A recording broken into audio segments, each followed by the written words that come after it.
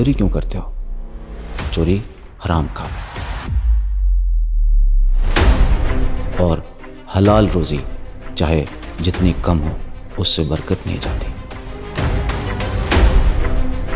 اس بات کو یاد رکھیے، جب تک آپ خود کو نہیں سدھاریں گے، خود کو نہیں بدلیں گے، تب تک اچھا سماج نہیں بنا پائیں گے۔ بسم اللہ الرحمن الرحیم۔ عباس ہادی کہتے ہیں کہ ہمارے گھر مہمان آئے ہوئے تھے۔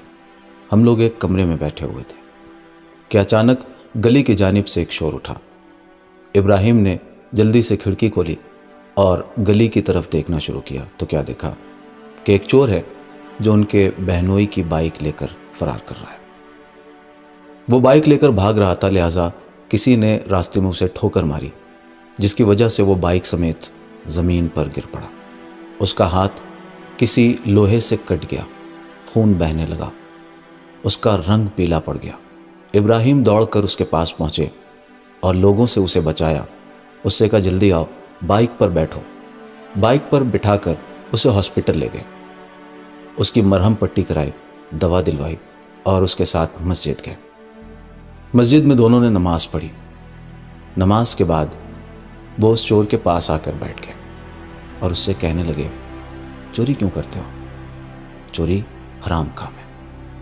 اس نے کہا کہ میں یہ سب کچھ جانتا ہوں، لیکن کیا کروں، میرے بچے ہیں، میری بیوی ہے، انہیں کھانے کی ضرورت ہوتی ہے۔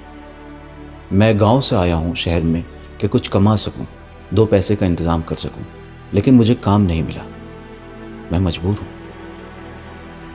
ابراہیم ہادی کچھ سوچنے لگے۔ اس کے بعد اپنی جگہ سے اٹھے اور دور بیٹھے ہوئے ایک نمازی کے پاس گئے، اس سے کچھ بات کی، واپس آئے اور اس سے کہا کہ تمہارا کام ہو گیا، کل سے تم کام پر جاؤ گے۔ اسے کچھ پیسے بھی دیے کہ فی الحال اس سے کام چلاؤ۔ پھر اس سے کہنے لگے کہ اللہ سے ڈرو، اللہ سے دعا کرو کہ وہ تمہیں حلال روزی کمانے کی توفیق عنایت فرمائے، اس لیے کہ حرام روزی چاہے جتنی زیادہ ہو اس میں برکت نہیں آتی، اور حلال روزی چاہے جتنی کم ہو اس سے برکت نہیں جاتی۔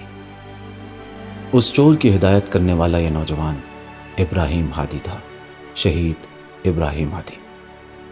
شہید ابراہیم ہادی ایران اور عراق کی جنگ کے دوران فکا چینل پر